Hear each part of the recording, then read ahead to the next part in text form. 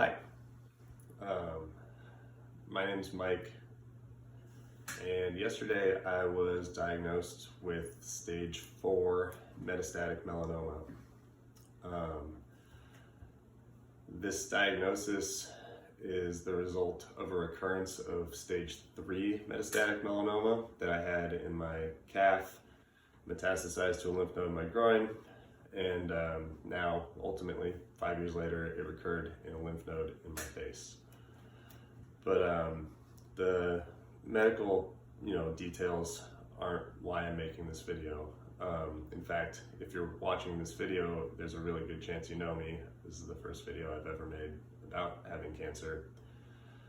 I'm making this video for a number of reasons, the first of which is given the fact that you might know me. I'm using this as the easiest way to tell people that I know and care about. I learned yesterday, and I've told some people, but I only have so much bandwidth to call, text, continue on these conversations right now while my brain is still in whatever state it's in. So if you're finding out this way, I love you and care about you, and it's not that I didn't want to reach out, it's just that I think this is going to be the most efficient thing to do. Last time I got cancer, I didn't tell anyone. I'd have close friends and family find out through, word of mouth from other people, which ultimately it's maybe not the worst thing, but it led to some surprises, I think. And I don't want to put people through that. I just want to, get the information out to people that need it, and we'll see what happens from there.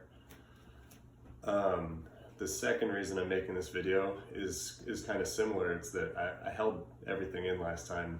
I internalized a lot of the fear and the doubt and the pain that comes with a diagnosis like this, because it's scary enough.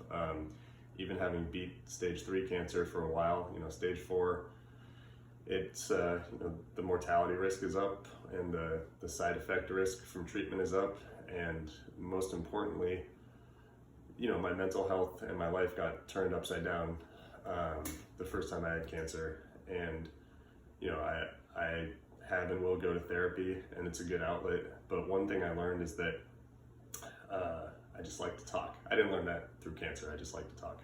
If you know me, you know that.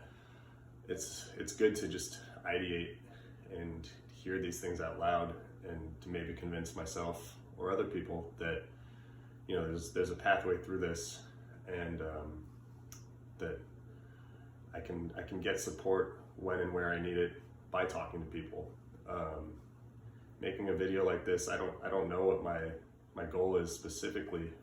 I know that as recently as last week, while I was in the middle of what was then a cancer scare, I had the idea of creating some sort of channel to talk about the experience of living with cancer, surviving cancer, and what people in similar situations can expect. The goal is for it to be a retrospective as someone who made it out, but life comes at you fast.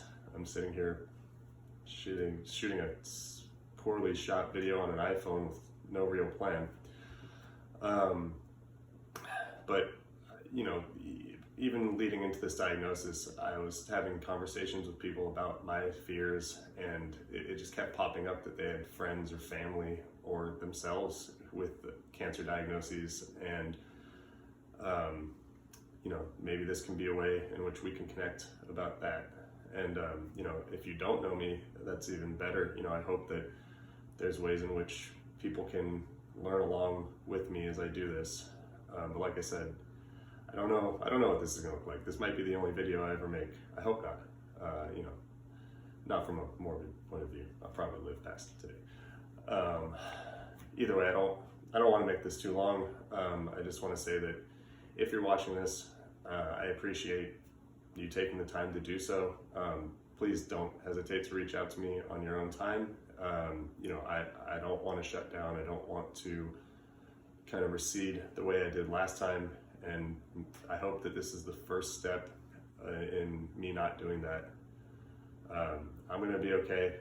The people I worry most for aren't myself, it's for my family and my partner and my friends and, you know, everyone else who has to take on undue stress from a situation that they don't have to face. I think that's kind of the injustice of cancer, is like, I'm gonna have to deal with this no matter what, you know, whether I survive or not, whether the treatment goes well or not, whether this is a lifelong thing, you know, this is something that I'm dealing with. But obviously cancer is super destructive, and it's kind of just like a burden. And I'm hoping that talking about it makes that easier. I'm hoping it takes some of the veil away from something that is, you know, it's a very stigmatized word. It's a very stigmatized disease. You tell someone you have cancer, and you know, there's shock value to it.